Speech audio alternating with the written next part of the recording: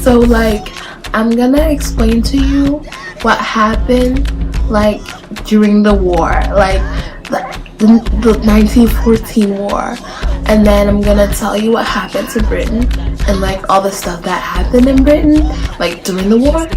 And I'm gonna have like all my friends come and help me, and they're gonna like help me tell what happened like during the 1914 war in Britain. No, like what happened, like what was happening in Britain, not like what the war that happened in Britain. There was no war that happened, but you know what I mean. I hope you know what I mean, because that'd be really awkward if you don't. But yeah. Okay. Bye. Britain wasn't actually supposed to partake in this war. They thought it was completely useless and unnecessary, and that they were just gonna, you know, stay completely out of it while everybody else fights, and they're gonna go build their empires and completely keep on doing, you know, British things. But that wasn't the plan. That wasn't gonna happen, because the British and Belgium treaty came into play, and now they had to go help Belgium fight. So now they're in the war. They really thought they were gonna get away, didn't they? Oh, Britain.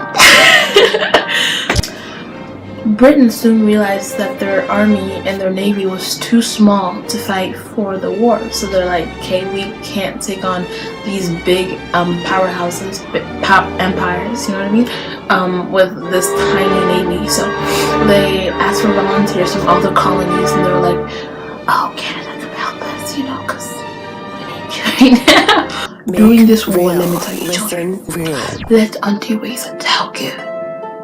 During this war, Britain almost experienced inflation.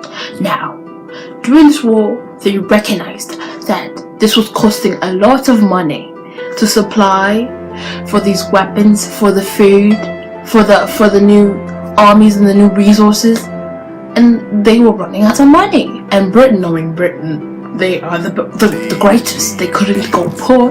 They couldn't go asking for money. That's just not Britain-like. So here's what they did.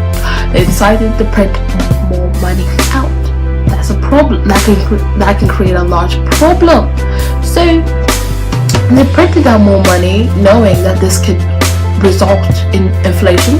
But luckily, being Britain, they didn't, because, you know, Britain can just get away with everything and they're great, you know. So not like lower class families and poorer families, of course, experienced, you know, the inflation. They could feel that things were more expensive and it was harder for them to get through these hard times. But overall, they did pretty well. They didn't do so bad with the economy. So Britain was usually fighting offense with the generals like Sir, I forgot his name. Oh, it's Sir Andrew Hamilton Russell, Sir John Cohen's, Field Marshal Herbert Plummer, and many more. But generals were not allowed to fight on the field. Yeah. The thing was that through Britain copying Germany on the trenches, this immobilized the war. It made it go slower. So the thing was that people would hide in the trenches, and then they wouldn't. It would be harder to attack the opposite trenches. Everybody was hiding. Everybody is scared. Why would you? You would be scared too. So like, let me tell you about what happened during the war with the women. So like, while the men were overseas fighting or whatever, the women had to stay back and they had to like take over the jobs the men like were gone, like used to do or whatever. And so what ended up happening was that the women did better, of course, and they were like getting stuff done a lot faster, and the weapons were being built, and everything was just going a lot faster.